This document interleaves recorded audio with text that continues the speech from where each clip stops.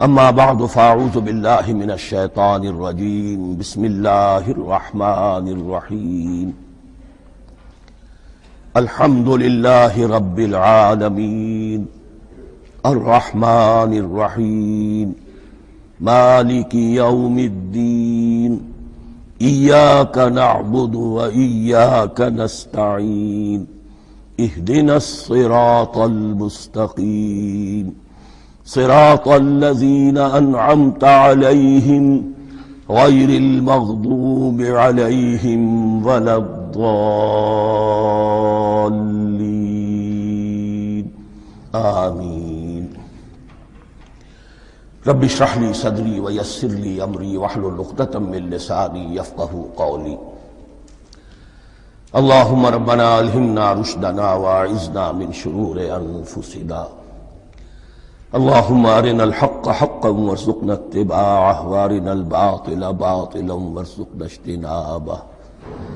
اللہم ربنا یسر لنا امورنا کلہا واتمم لنا بالخیر وتقبل منا فإنک خیر المتقبلین، آمین یا رب العالمین۔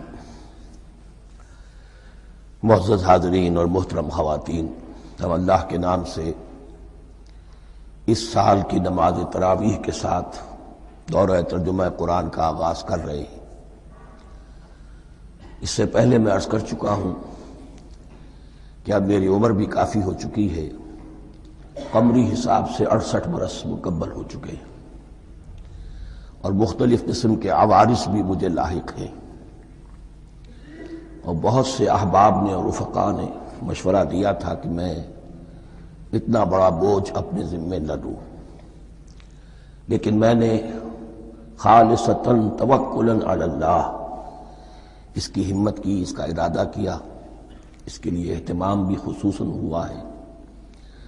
مجھے اندازہ ہے کہ اب میرے خیالات کی جو رو ہے وہ اب اتنی تیز نہیں ہے جتنی کبھی ہوا کرتی تھی۔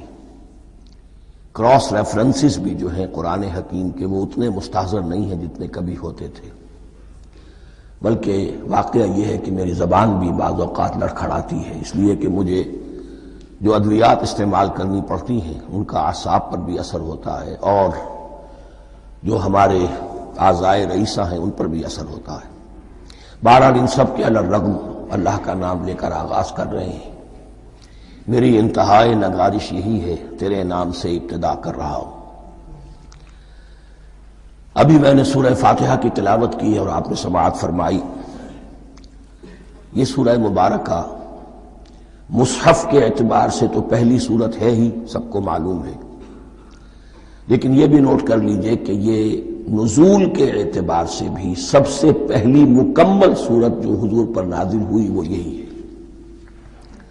اس سے قبل متفرق آیات نازل ہوئیں، 5 آیتیں سورہ علق کے آغاز میں، کچھ آیتیں سورہ قلم یا سورہ نون کے آغاز میں، کچھ آیتیں سورہ مزمل کی ابتدا کی، کچھ آیتیں سورہ مدثر کے آغاز کی۔ 5ویں وحی تقریباً اس پر اجماع ہے کہ یہ سورۃ الفاتحہ کی ہے، اور یہ مکمل سورت ہے جو حضور پر نازل ہوئی۔ سورۃ الفاتحہ کے معنی ہوئے افتتاحی سورت، فتح یفتح کے معنی ہے کھولنا، مفتاح کنجی کو کہتے ہیں، چابی کو۔ تو یہ اوپننگ سورہ آف دی قرآن، قرآن حکیم کی افتتاحی سورت۔ ویسے جیسا کہ میں تعارف قرآن کے ضمن میں عرض کر چکا ہوں، عربوں کا یہ مزاج تھا کہ جس چیز سے انہیں خصوصی محبت ہوتی تھی اس کے بہت سے نام رکھتے تھے۔ اس کے بھی بہت سے نام ہیں۔ سورۃ الفاتحہ سب سے عام ہے، لیکن الکافیہ، الشافیہ، ام القرآن، اساس القرآن، کم سے کم یہ 4 نام تو میں سمجھتا ہوں کہ ہر مسلمان کو مزید معلوم ہونے چاہیے، اور بھی بہت سے نام ہیں۔ اس سورہ مبارکہ کی بالاتفاق و بالاجماع 7 آیتیں ہیں، اگرچہ ان کی ترتیب میں کچھ اختلاف ہے۔ ایک رائے، یہ رائے امام شافعی کی بھی ہے اور بصرہ کے جو قراء تھے ان کی بھی ہے، کہ آیت بسم اللہ بھی سورہ فاتحہ میں شامل ہے، اس کا جز ہے۔ وہ اس کو شامل کر کے پھر 7 آیتیں بناتے ہیں، تو آخری جنہیں ہم 2 آیتیں سمجھتے ہیں، صراط الذین انعمت علیہم غیر المغضوب علیہم ولا الضالین، وہ ان کے نزدیک ایک آیت ہے۔ تو گویا کہ نتیجہ یہ نکلا کہ آیتوں کی تعداد 7 ہی رہتی ہے۔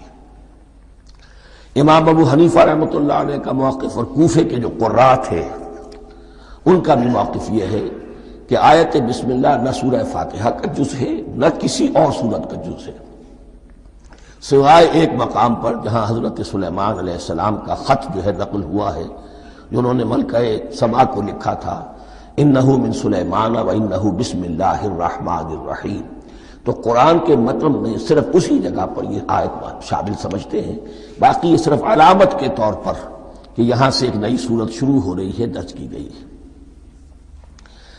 اس سورہ مبارکہ کو الصلاح قرار دیا گیا ایک حدیث میں، اس کا جو اسلوب ہے وہ دعا کا ہے، اور دعا کے ساتھ اس کی جو مناسبت ہے، اور پھر اسی کی وجہ سے ہماری نماز کا یہ جزو لا ینفک بنا دیا گیا، بلکہ ایک حدیث جو میں آپ کو سناؤں گا اس میں اسی کو نماز قرار دیا گیا، الصلاح یہی ہے۔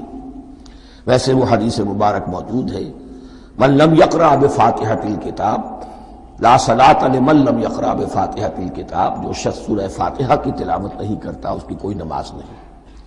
اس کے حوالے سے بھی ہمارے ہاں 2 مسلک ہیں، ذکر صرف اس لیے کر رہا ہوں کہ آپ کے علم میں ہو، ان میں کوئی بنیادی فرق نہیں ہے، کسی بھی ایک رائے کا انسان قائل اور حامل ہو سکتا ہے بغیر اس کے کہ دوسرے کو بالکل غلط قرار دے، بلکہ یہ کہ اس کے لیے بھی گنجائش اپنے ذہن میں اور اپنے دل میں رکھے۔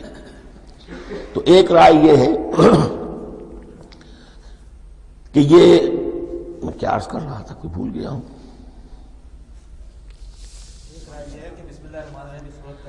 جی، اور دوسری آیت یہ ہے کہ اس کا حصہ نہیں ہے، اسی اعتبار سے یہ کہ یہ سورہ مبارکہ نماز میں پڑھی جانی ضروری ہے، لا صلاۃ لمن لم یقرأ بفاتحۃ الکتاب۔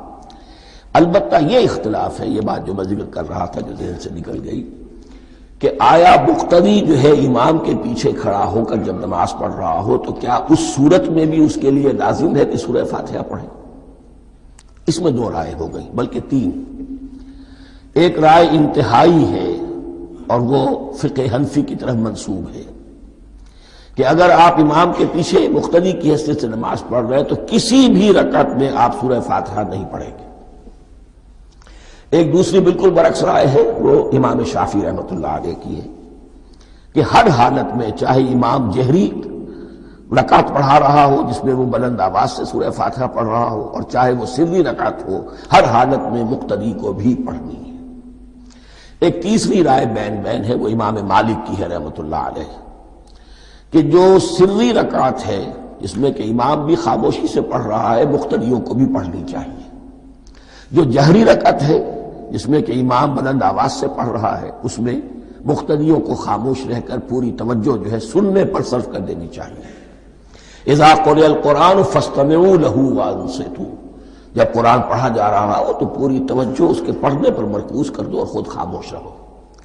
میرے اپنی رائے میں یہ تیسری رائے سب سے زیادہ صائب ہے، اور اس میں کسی طرح کی بھی کوئی پیچیدگی پیدا نہیں ہوتی۔ بہرحال اس سورہ مبارکہ کا جو اسلوب ہے میں نے عرض کیا دعائیہ ہے، البتہ قرآن مجید کے علم اور حکمت کے اعتبار سے، اس کے فلسفے کے اعتبار سے ایک بات سمجھ لینی چاہیے۔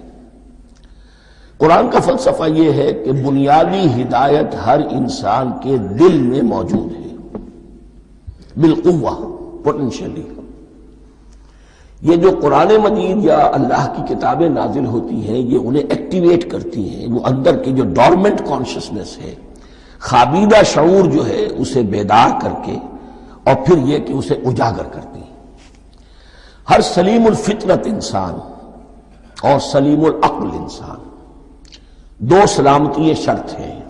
سلیم الفطرت، نیچر پرورٹڈ نہ ہو، فطرت مسخ نہ ہو گئی ہو، عقل سلیم ہو، ان دونوں چیزوں کا نتیجہ یہ نکلتا ہے کہ وہ انسان از خود، بغیر کسی وحی کی رہنمائی کے، بغیر کسی نبی کی تعلیم کے سے استفادہ کیے ہوئے از خود بھی کچھ حقائق تک پہنچ جاتا ہے، اور وہ حقائق کیا ہے؟ نمبر ایک یہ کہ اس کائنات کا ایک خالق ہے اور وہ ایک ہے، اور وہ تمام صفات کمال سے متصف ہے۔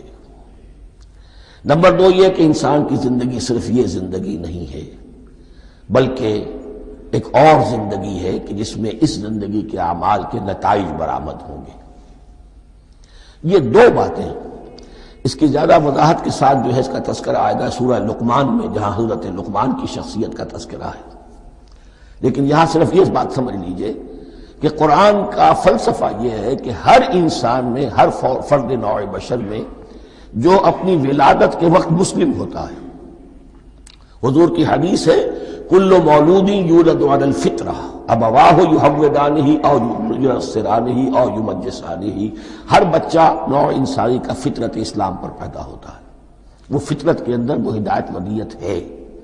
اب اگر وہ فطرت بس نہیں ہوئی اور عقل جو ہے وہ صحیح رخ پر کام کر رہی ہے تو ان دو حقائق تک وہ انسان خود پہنچ جائے گا۔ لیکن ان دونوں حقائق تک پہنچنے کے بعد اب وہ دست بستہ دعا کرے گا کہ اے رب اب مزید ہدایت تو مجھے عطا فرما۔ ایک تو یہ کہ میں کیا کروں کیا نہ کروں، میری عقل اس میں ٹھوکر کھا سکتی ہے، میں کسی اچھی چیز کو بری سمجھ سکتا ہوں، کسی بری کو اچھی سمجھ سکتا ہوں، تو مجھے صحیح راستہ، صحیح راہ ہدایت پر چلا۔ یہ دعا ہے جو انسان کرتا ہے جبکہ وہ ایمان باللہ اور ایمان بالآخرہ تک خود پہنچ چکا ہوتا ہے، اور یہ سمجھتا ہے کہ صحیح زندگی کا رخ یہی ہے کہ جس رب کو میں نے پہچانا ہے کہ وہ اس کائنات کا خالق ہے اور مالک ہے اور رب ہے، میں اس کی بندگی کروں، اس کی اطاعت کروں، اس کا حکم مانوں، اس کے راستے پر چلوں۔ لیکن وہ راستہ کون سا ہے؟ اس کے لیے پھر دست بدعا ہوتا ہے کہ پروردگار تو میری رہنمائی فرما۔ یہ مقام ہے کہ جہاں آپ سمجھ لیجئے اپنے آپ کو بھی آج اس جگہ پر تصور کرتے ہوئے پھر اس سورہ مبارکہ کو پڑھیے کہ آپ اس مقام پر اللہ کے فضل و کرم سے پہنچ چکے ہیں کہ اللہ کو آپ نے پہچان لیا اور اس کی توحید کو جان لیا، اس کی جملہ صفات کمال سے آپ واقف ہو گئے۔ آپ یہ بھی جان گئے کہ بڑھ کر اس کے حضور میں حاضر ہونا ہے اور وہ حساب کتاب لے گا۔ پھر آپ نے یہ عہد بھی کر لیا کہ اب زندگی گزارنی ہے اس رب کی بندگی میں، اسی کی فرما برداری میں۔ اب یہاں کھڑے ہو کر آپ پوچھتے ہیں کہ اللہ مجھے وہ تفصیلی ہدایت عطا فرما، ایسا نہ ہو کہ کبھی میں کسی راستے پر چلتا ہوا کسی پگڈنڈی پر مڑ جاؤں اور وہ تھوڑی سی جو ڈیوییشن ہو میرے راستے کی وہ میری عاقبت کو برباد کر دے۔ یک لحظہ غافل گشتم و صد سال راہم دور شد، اس لیے کہ ہوتا یہی ہے سیدھے راستے سے ذرا سی کوئی پگڈنڈی جو ہے تھوڑے سے اینگل پر نکلی ہے، لیکن جب چلتے جائیں گے آپ تو جتنے آگے بڑھیں گے اس پر، اس راہ صراط مستقیم سے آپ اتنے ہی زیادہ دور ہوتے چلے جائیں گے۔ یہ ہے قرآن مجید کی حکمت اور فلسفے کے اعتبار سے اس سورہ مبارکہ کا مقام۔ اب آئیے ہم بسم اللہ کرتے ہیں۔ بسم اللہ الرحمن الرحیم، شروع کرتا ہوں میں اللہ کے نام سے جو رحمان اور رحیم ہے۔ اس پر کچھ گفتگو ہو چکی ہے تعارف قرآن کے ضمن میں کہ رحمان اور رحیم دو نام ہیں کہ جو رحمت کے مادے سے نکلتے ہیں۔ رحمان میں اللہ تعالیٰ کی رحمت کا جوش، ہیجانی کیفیت، طوفانی کیفیت، اور رحیم میں اللہ تعالیٰ کی رحمت کا دوام اور تسلسل۔ یہ دونوں کیفیات اللہ کی رحمت میں بیک وقت موجود ہیں، جس کا ہم تصور نہیں کر سکتے۔ ہم سمندر کو دیکھتے ہیں متلاطم سمندر ہے، اس میں ہیجان ہے، طوفان ہے۔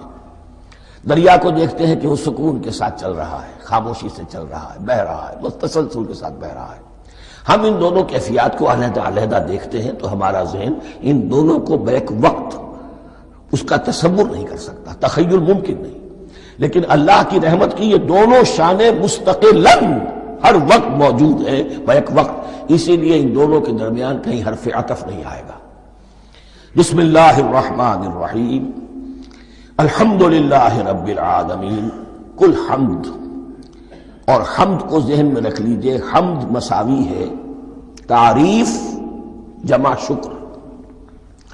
عام طور پر ترجموں میں ایک لفظ لایا جاتا ہے، کل تعریف اللہ کے لیے، یہ کافی نہیں ہے۔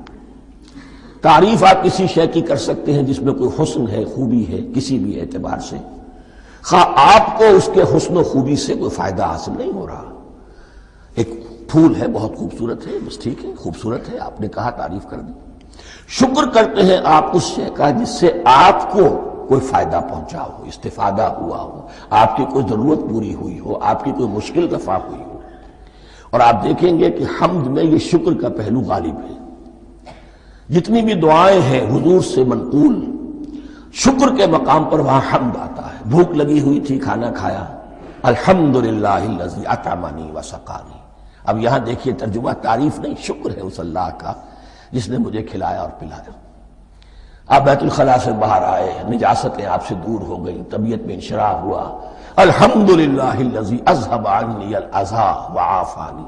اور شکر ہے اس اللہ کا جس نے اذیت بخش چیزیں مجھ سے دور کر دیں اور مجھے عافیت بخشی. تو یہ الحمدللہ رب العالمین اللہ تعالیٰ کا حسن و کمال اور حسن و جمال اپنی جگہ بھی اس انتہا کا ہے کہ جتنی تعریف اس کا حق ہے ہم کر ہی نہیں سکتے. لیکن اس کے احسانات اور انعامات ہم پر اتنے ہیں کہ ہم ان کو بھی گن نہیں سکتے. لہذا ایک ہی احصاء ہم نے کر دیا الف لام کے ساتھ، الحمدللہ رب العالمین. تمام تعریفیں اور کل شکر اللہ کے لیے ہیں کہ جو تمام جہانوں کا پروردگار ہے، رب ہے، مالک ہے. رب میں ایک مفہوم ہوتا ہے ربوبیت کا، اور اس میں مفہوم شامل ہوتا ہے تربیت کا، ربیانی صغیرہ. تو مالک ہونا اور تربیت دینا. آپ جس شے کے مالک ہوں گے آپ چاہیں گے اس میں بڑھوتری ہو، اس میں اضافہ ہو، وہ نشو و نما پائے. تو یہ دونوں چیزیں آپس میں ایک دوسرے کا جڑی ہوئی ہیں، پروردگار بھی اور مالک بھی.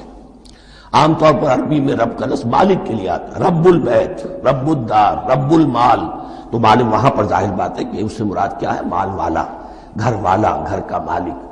تو کل شکر اور کل تعریف اس اللہ کے لیے ہے جو تمام جہانوں کا مالک بھی ہے اور پروردگار بھی ہے.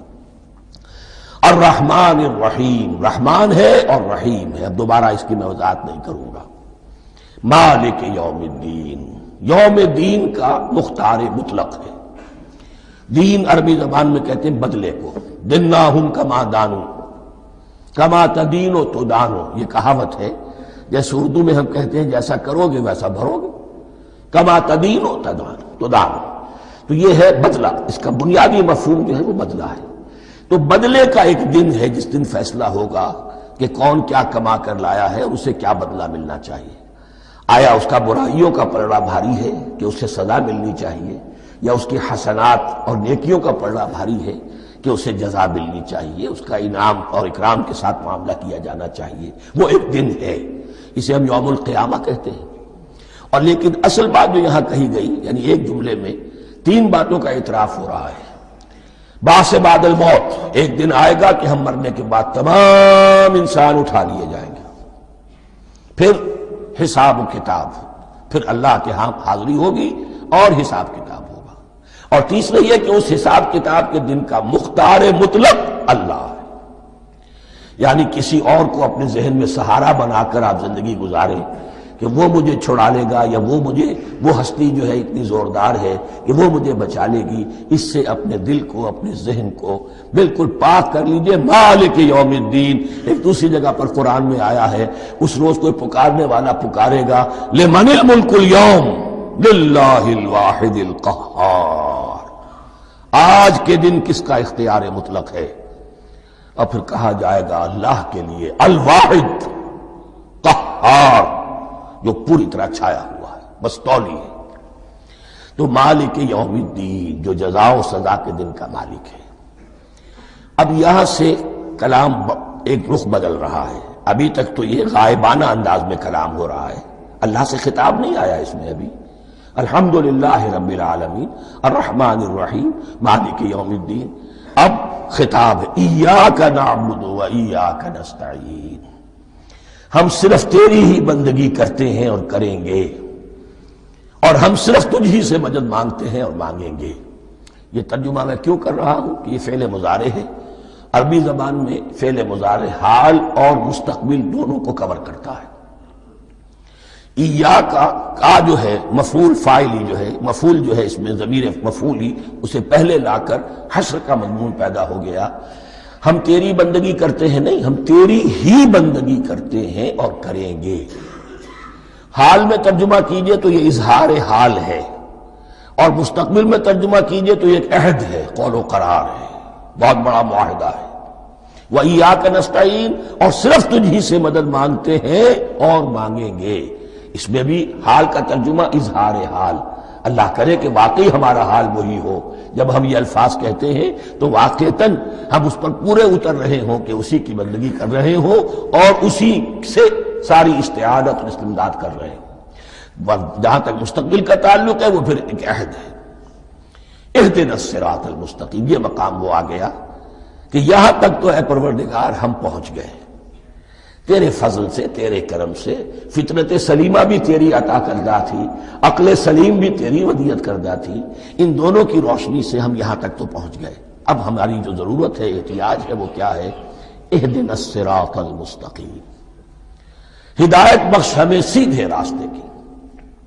یہاں دو باتیں سمجھ لیجئے، انفرادی سطح پر انسان کے لیے نہ معلوم کتنے مرحلے آتے ہیں ہر روز کہ جس میں وہ ایک ٹھٹک کر کھڑا ہو جاتا ہے، یہ کروں یا یہ کروں، دو آلٹرنیٹو سامنے آ رہے ہیں، فیصلہ کرنا مشکل ہو رہا ہے، قدم قدم پر ہدایت کی ضرورت ہے۔ اور اجتماعی طور پر نوع انسانی تین بڑے بڑے تمدنی مسائل میں واقعہ یہ ہے کہ تسلیم کر لیا جانا چاہیے کہ عقل انسانی اس کو راستہ نہیں دکھا سکتی۔ عام معاشرتی سطح پر مرد اور عورت کے درمیان حقوق اور اختیارات کا کیا توازن ہو، ناممکن ہے، انسان طے نہیں کر سکتا۔ انسان یا مرد ہے یا عورت ہے، عورت سوچے گی اپنے لحاظ، اپنے جذبات کا، اپنے خیالات کا لحاظ رکھے گی، مرد کے جذبات و احساسات کا اس کا کوئی تصور ہی ممکن نہیں۔ مرد سوچے گا اسے اپنے احساسات معلوم ہے، لیکن یہ کہ عورت کے احساسات سے وہ نابلد ہے، ان کو محسوس کر ہی نہیں سکتا، لا محالہ وہ اپنے بارے میں وہ جو بھی نظام بنائے گا اس میں وہ اپنی بالادستی رکھے گا۔ وہ تو ایک ہی ہستی ہو سکتی ہے کہ جو دونوں کی خالق ہے، مرد کی بھی عورت کی بھی، اور اس کو دونوں سے محبت ہے، دونوں کا خیر خواہ ہے، دونوں کا رب ہے، دونوں کو پروان چڑھانا چاہتا ہے۔ اسی طرح فرد اور معاشرہ یا ریاست، حکومت اور ریاست ہمیشہ یہ چاہتی ہے کہ سارے اختیارات ہمارے ہاتھ میں آ جائیں، ٹوٹلیٹیرین سوسائٹی ہو، بس ہم حکم دیں اور لوگ اس پر چلیں۔ افراد یہ چاہتے نہیں، ہمیں آزادی ہونی چاہیے۔ اب آپ دیکھیے کہ دنیا میں کتنے جھگڑے چلتے ہیں اسی پر، فریڈم فریڈم فریڈم۔ وہ فریڈم واقعتاً اپنی جگہ پر ایک شے ہے، افراد کی آزادی ہونی چاہیے، لیکن افراد کی آزادی اتنی نہ ہو جائے کہ وہ مادر پدر آزاد ہو جائے، کوئی قانون، کوئی قاعدہ، کوئی اخلاقی کوئی حدود اور قیود جو ہے ان کا پابند نہ رہے۔ تو اب کہاں ہے وہ نقطہ اعتدال کہ جس میں انسان کی انفرادی آزادی، انفرادی اختیار اور ادھر اجتماعی مصلحتیں جو ہیں ان کو بیلنس کیا جا سکے؟ انسان طے نہیں کر سکتا، صرف اللہ ہی اس کے لیے نظام دے سکتا ہے۔ تیسرا مسئلہ ہے سرمایہ اور محنت، اس میں کیا توازن ہو؟ سرمایہ اور محنت دونوں مل کر کچھ بنا رہے ہیں، کچھ پروڈیوس کر رہے ہیں۔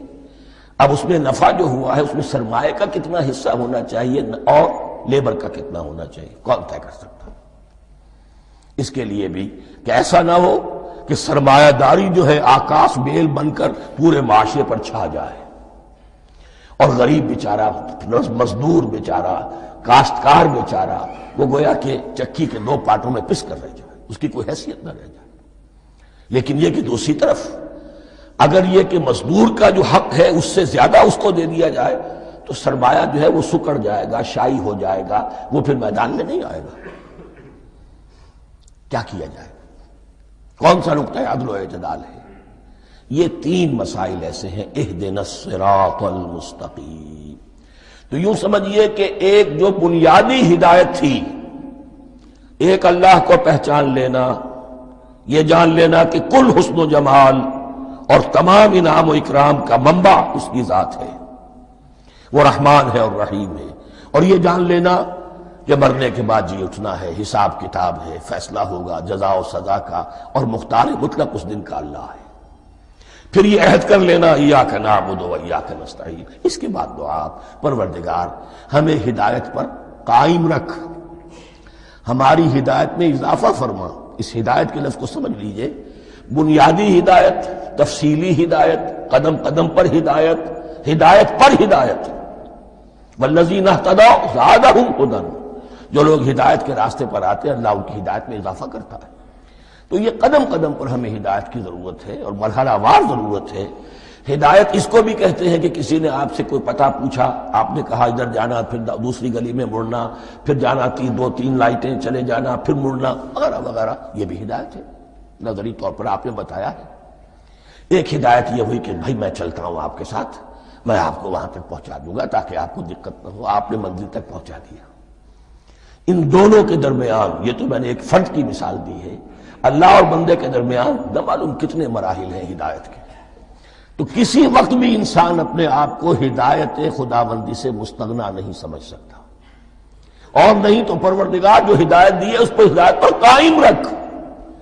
کیا پتہ شیطان کا کوئی حملہ، کیا پتہ ہمارے نفس کی کوئی شرارت کسی ایسے رخ پر ہمیں ڈال دے کہ اب تک کی ساری کمائی بھی ضائع ہو جائے۔ لہذا یہ نہ سمجھیے کہ جب یہ ساری چیزیں ان کو معلوم تھی، ان چیزوں کا تو اقرار کر رہے تو اب ہدایت کون سی مانگ رہے ہیں؟ تو ہدایت کا تو بڑا میدان کھلا ہوا ہے، اور اس ہدایت کی وہ جو میں نے آخری شکل آپ کو بتائی ہے کہ منزل مقصود تک پہنچا دے، یہ ہدایت بھی قرآن مجید میں اس معنی میں بھی لفظ آیا ہے کہ اہل جنت جب جنت میں داخل ہوں گے تو جو ترانہ حمد ان کی زبان پر اس وقت ہوگا وہ کیا ہے؟ الحمدللہ الذی ہدانا لہذا وما کنا لنہتدی لولا ان ہدانا اللہ۔ کل شکر اللہ کا جس نے ہمیں یہاں تک پہنچا دیا، ہدایت دی یہاں تک پہنچا دیا، اور ہم ہرگز نہ پہنچ پاتے، ہم ہرگز ہدایت یافتہ نہ ہو سکتے اگر اللہ ہی ہمیں ہدایت نہ دیتا۔ اہدنا الصراط المستقیم، سیدھا راستہ، صراط الذین انعمت علیہم، اور اس کی مزید وضاحت ہے، راستہ اس کا ان لوگوں کا جن پر تیرا انعام ہوا۔ یہ کون لوگ ہیں؟ اس کی وضاحت آپ کو ملے گی سورہ نساء میں، من یطع اللہ والرسول فاولئک مع الذین انعم اللہ علیہم من النبیین والصدیقین والشہداء والصالحین۔ چار طبقات ہیں منعم علیہم جن پر اللہ کا انعام ہوا ہے۔ چوٹی پر انبیاء کرام، اس کے بعد صدیقین کرام، اس کے بعد شہداء عظام، اس کے بعد عام صالح مسلمان، صالح ہو۔ یہ بیس لائن ہے، اس سے اوپر کا درجہ شہداء کا ہے، اس سے اوپر کا درجہ صدیقین کا ہے، اور پھر اس سے اوپر کا درجہ انبیاء کا ہے۔ انبیاء میں سے پھر وہ بھی ہوتے ہیں کہ جو اولو العزم میں من الرسل ہیں، لیکن یہ چار طبقات ہیں، ان کے راستے پر ہمیں چلا۔ غیر المغضوب علیہم ولا الضالین، جو مغضوب علیہم نہیں ہوئے، جن پر تیرا غضب نہیں ہوا، اور غضب ہوتا ہے ان پر کہ جو ہدایت کے واضح ہونے کے بعد ہدایت کو ترک کر دیں، وہ ہے مغضوب علیہم۔ جنہیں ہدایت مل گئی ہو، ہدایت کو پہچان لیا ہو، پھر اپنی شرارت نفس کی وجہ سے، اپنی نفسانیت کی وجہ سے، اپنے تکبر کی وجہ سے، اپنے حسد کی وجہ سے وہ اس حق کو رد کر دیں، اس کو ترک کر دیں، ان پر اللہ کا غضب آتا ہے۔ اور اس میں اس کی بہت بڑی مثال تاریخ کے اعتبار سے یہودی ہیں۔ اللہ نے انہیں ہدایت دی، کتابیں عطا کی، تورات، انجیل، زبور، سینکڑوں نبی ان میں مبعوث کیے، 1400 برس تک نبوت کا تار ٹوٹا ہی نہیں، مسلسل۔ ابتدا میں بھی 2 نبی، موسیٰ اور ہارون، اور اختتام پر بھی 2 نبی، عیسیٰ اور یحییٰ علیہ السلام، اور ان کے مابین کوئی لمحہ نہیں آیا ہے تاریخ بنی اسرائیل میں جبکہ کوئی نہ کوئی نبی موجود نہ ہو۔ لیکن انہوں نے اپنی شرارت نفس کی وجہ سے ہدایت تورات سے بھی منہ موڑا، اور پھر سب سے بڑی بات یہ کہ ہدایت محمدی سے، ہدایت قرآنی سے بھی صلی اللہ علیہ وسلم منہ موڑا، وہ ہے مغضوب علیہم ولا الضالین، اور نہ ہی گمراہ ہوئے۔ یہ لفظ جو آتا ہے عربی زبان میں گمراہ کا بھی ہے اور تلاش حق میں بھٹکنے والے کا بھی ہے۔ ایک وہ شخص ہے جس پر حق ابھی واضح نہیں ہوا، وہ تلاش میں ہے، اس کے لیے بھی ضال کا لفظ آئے گا۔ اسی طرح کوئی شخص کسی کے عشق اور محبت میں ایسا ہو جائے، دیوانہ ہو جائے، اس کو بھی ضال کہتے ہیں، یعنی اس کے اوپر جذبات کا اتنا غلبہ ہو گیا ہے کسی کی محبت اور عشق کی بنا پر۔ تو حضور کے لیے یہ لفظ آیا ہے وَوَجَدَكَ ضَالًّا فَهَدَىٰ، اور یہ تو سورۃ الضحیٰ ہے، اکثر بیشتر لوگوں کو یاد ہوگی. تو یہ جو ضلال کا لفظ ہے اس میں سمجھ لیجئے ضروری نہیں ہے کہ وہ گمراہ ہو، بلکہ وہ بھی کہ جو ابھی راہ ہدایت کی طلب میں اس کے حصول کے لیے اس کی تلاش میں کوشاں ہیں، اور وہ بھی کہ جو کسی مغالطے کی وجہ سے حق سے منحرف ہو جائے. یہ بھی جان لیجئے کہ ایک ہے بدنیتی، تکبر، حسد، حق کو جان کر پہچان کر رد کر دینا یا چھوڑ دینا یا ترک کر دینا. ایک ہے کسی غلطی میں، کسی جذبات کے اندر آ کر، کسی غلو کے اندر مبتلا ہو کر اور حق سے منحرف ہو جانا. اس کی جو سب سے بڑی مثال ہے وہ نصارہ ہے، عیسائی ہے. حضرت مسیح کو انہوں نے مانا لیکن غلو کیا. یہ لفظ آئے گا آگے، لا تغلو فی دینکم، اپنے دین میں غلو نہ کرو. جیسے ہمارے ہاں بھی بعض لوگ ہیں جو حضور صلی اللہ علیہ وسلم کی تعریف میں، حضور صلی اللہ علیہ وسلم کے ساتھ اپنی محبت کے اظہار میں غلو کر جاتے ہیں. یہ انتہا درجے کو ہو گیا تھا حضرت مسیح علیہ السلام کے ماننے والوں میں، اور اس کی بنا پر انہوں نے تثلیث کا عقیدہ ایجاد کر لیا اور حضرت مسیح علیہ السلام کو اللہ کا بیٹا بنا دیا. تو اس کی سب سے بڑی مثال ضالین کی اس اعتبار سے کہ ہدایت پانے کے بعد کسی بدنیتی سے نہیں بلکہ کسی اچھے جذبے میں غلو کی وجہ سے. رسول سے محبت کرنا تو اچھا جذبہ ہے، لیکن یہ محبت بھی ایک حد میں رہنی چاہیے. غلو کرے گی تو ظاہر بات ہے کہ اس کے بعد وہ گمراہی کی طرف لے جائے گی. یہ ہے اس سورہ مبارکہ کا ترجمہ، اور اس کے بعد آخر میں آمین کہنا یہ مسنون بھی ہے، کہنا چاہیے. البتہ اختلاف یہاں بھی صرف اتنا ہے کہ نماز میں جب آپ امام کے ساتھ ہیں، وہ اگر جہری قرات کر رہا ہے تو آیا اس کے بعد آپ کو بھی بالجہر کہنا ہے آمین یا نہیں کہنا. یہ اختلاف ہے، ان میں کوئی فرق واقع نہیں ہوتا. یہ چیز متفق علیہ کہ کہنا ہے آمین، بلکہ یہ آمین تو یہودیوں میں ہے، یہ آمین جو ہے یہ عیسائیوں میں بھی ہے. ان کی بھی جو پریئر، لارڈس پریئر ہے، اس کے بعد آمین، وہ آمین کہتے ہیں. وہ فرق، وہ لفظ ایک ہی ہے.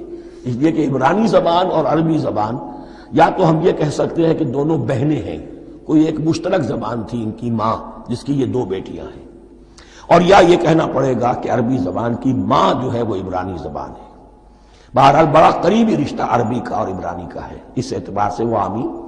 اب آپ کو معلوم ہے ہم السلام علیکم وہ کہتے ہیں، وہ سلام کہتے ہیں. فرق کیا ہے؟ وہ تو تلفظ کا فرق ہے. اسی طریقے سے اور بہت سے الفاظ ہیں، میں بعد میں بتا. اب میں اس سورہ مبارکہ کے بارے میں خاص حدیث آپ کو سنانا چاہتا ہوں، اور اسی سے در حقیقت جو امام ابو حنیفہ کا موقف ہے رحمۃ اللہ علیہ، اس کی حقانیت مزید مبرہن ہو جائے گی. یعنی کیا کہ آیت بسم اللہ سورہ فاتحہ کا جز نہیں ہے. سورہ فاتحہ الحمدللہ رب العالمین سے شروع ہوتی ہے. وہ میں آپ کو بتانا بھول گیا کہ جن کے نزدیک یہ سورت کا جز ہے وہ پھر جہری قرات میں بسم اللہ الرحمن بھی بلند آواز سے کہیں گے، اور جن کے نزدیک سورہ فاتحہ کا جز نہیں ہے وہ نہیں کہیں گے، وہ الحمدللہ رب العالمین سے قرات کریں گے. تو کوئی فرق نہیں ہے بنیادی.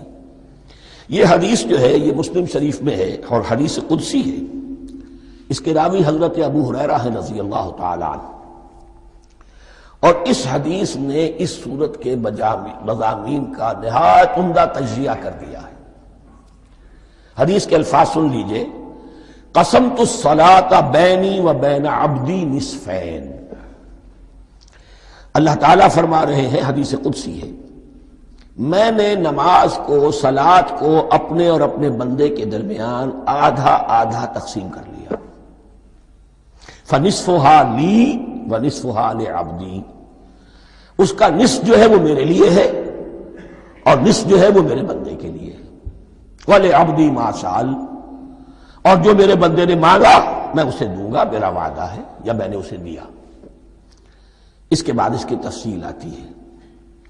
اذا قال العبد، جب بندہ کہتا ہے الحمدللہ رب العالمین، قال اللہ حمدنی عبدی.